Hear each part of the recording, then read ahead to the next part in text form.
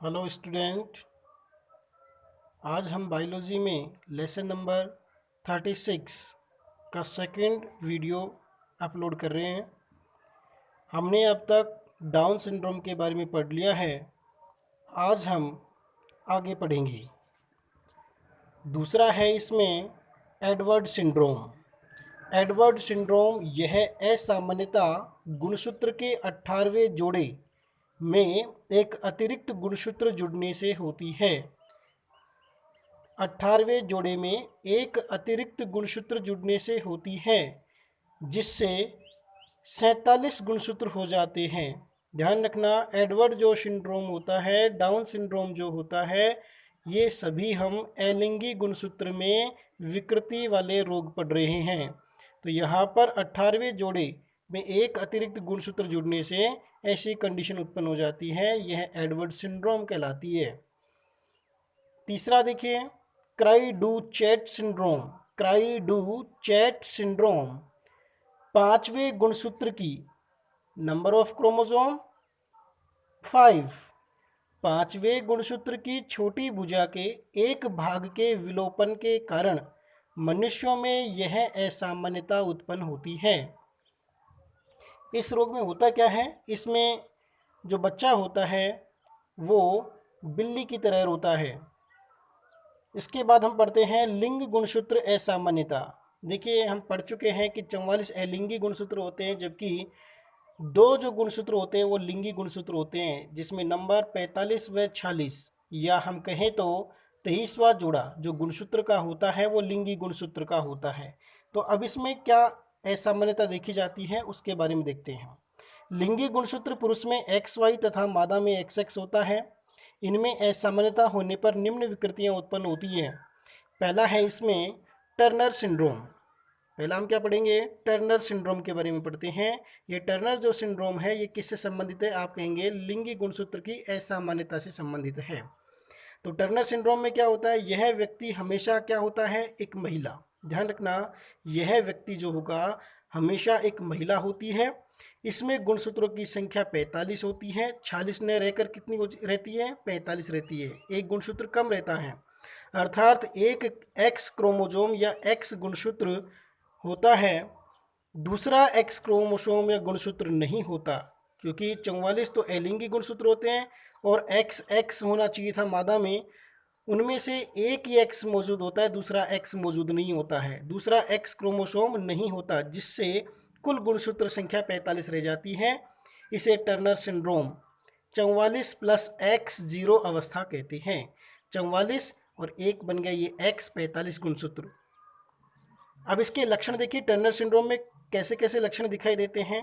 उस महिला में ये स्त्रियां बांझ होती हैं, बच्चे उत्पन्न नहीं कर सकती, मंद बुद्धि की होती है, गर्दन पर जालनुमा त्वचा पाई जाती है, रिंकल्स पाए जाते हैं, अपूर्ण विकसित स्तन पाए जाते हैं, स्त्रियों की लंबाई कम होती है, इनका लैंगिक विकास भी देरी से होता है। प्रति 3000 जन्म पर एक टर्नर सिंड्रोम वाली लड़की पैदा होती है। ये हुआ टर्नर सिंड्रोम के बारे में। अब हम पढ़ते हैं नेक्स्ट लिंग गुणसूत्र की असामान्यता से संबंधित विकार, और वो है क्लाइनफेल्टर सिंड्रोम। कौन सा है, नंबर 2 क्लाइनफेल्टर सिंड्रोम। यह रोग पुरुषों में होता है। इनकी कोशिकाओं में, ध्यान रखना ये किस में होता है, पुरुषों में होता है। इनकी कोशिकाओं में गुणसूत्रों की संख्या 46 की अपेक्षा 47 भी हो सकती है, 48 भी हो सकती है, 49 तक हो सकती है। यह अतिरिक्त संख्या x या y की हो सकती है, या तो x की होगी या y, यानी x की मात्रा ज़्यादा हो सकती है 46, 47, 48, 49 तक, या फिर y की हो सकती है। जैसे यहाँ कंडीशन देखें तो 44 प्लस एक्स एक्स वाई, 44, 45, 46 और 47, या 44 plus x x y y, 44, 45, 46, 47, 48, या 44 plus x x x y y, 44 और ये 5 हो गए कितने, 49।